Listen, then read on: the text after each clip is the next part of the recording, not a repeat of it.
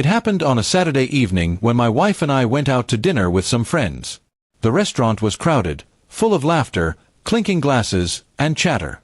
I thought it would be a simple, relaxing night, but little did I know my wife had other plans. She decided to make me the target of her jokes, her voice loud enough for everyone around to hear. She mocked my clothes, my haircut, and even threw in comments about my career. At first, I laughed along, thinking it was harmless teasing, but the way people looked at me made my stomach twist. It wasn't fun, it was humiliation.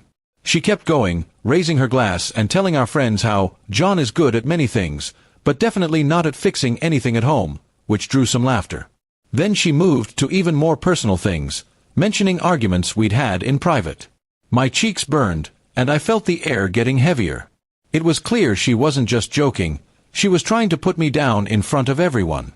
The worst part was when she leaned back in her chair, smirking, and said, "Sometimes I wonder how I ended up with him when I had so many other options." That broke something inside me. My friends laughed awkwardly, but I saw pity in their eyes. That was the moment I decided I wasn't going to sit quietly anymore. She wanted to humiliate me publicly? Fine.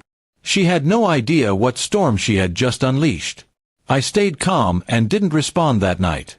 I smiled, paid the bill, and even pulled out her chair like a gentleman. She thought she had won, but deep inside, I was already planning my revenge. I wasn't going to scream or shout. I was going to show her in a way she'd never forget that you can't disrespect your partner and walk away smiling.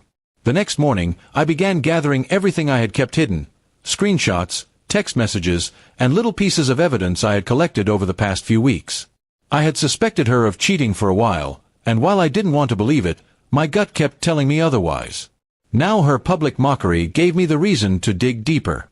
Within hours, I had enough proof to bury her lies.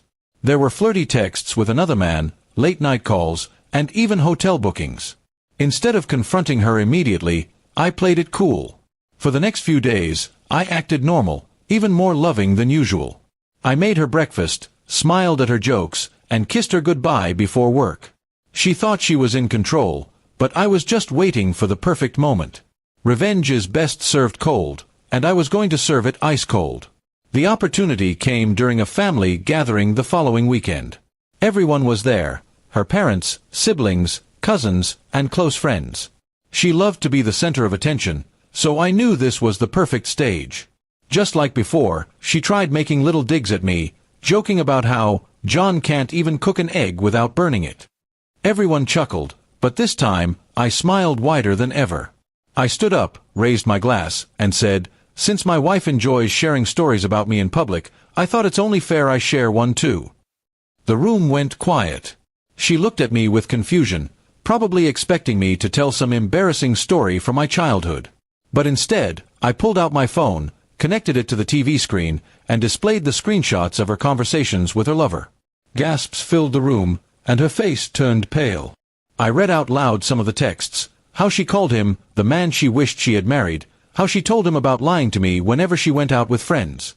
The silence in the room was heavy, broken only by the sound of her mother's shocked voice asking, "Is this true?" My wife stammered, tried to deny it, but the evidence was undeniable. Her carefully built image of the perfect wife shattered in seconds. The same relatives she wanted to impress now looked at her with disgust. I didn't yell, didn't curse. I just calmly told everyone that I would be filing for divorce and wished her luck with her other man. The look on her face was priceless, a mixture of rage, shame, and helplessness. She tried pulling me aside, begging me not to ruin her reputation like that. She whispered frantically, "We can talk about this later, please stop." But I simply shook my head and said, "You wanted to embarrass me in public. Consider this payback." Then I walked out, leaving her to deal with the fallout. Over the next few weeks, the story spread through our social circle. She lost the respect of her family and friends, and even the man she cheated with distanced himself, not wanting to be caught in the scandal. Meanwhile, I focused on myself, moved out, and filed for divorce.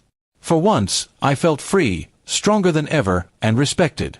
People later told me they admired the way I handled it, calmly and with dignity. Instead of sinking to her level with petty insults, I exposed the truth. It was painful, yes, but it was also liberating.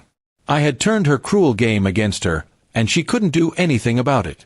Looking back, I realized the lesson was clear.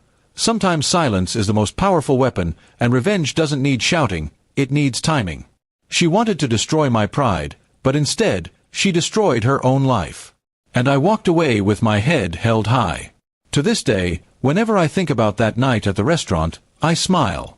She thought she was clever, but she underestimated me. My wife tried to embarrass me in public, but in the end, I gave her an explosive revenge that she will never forget.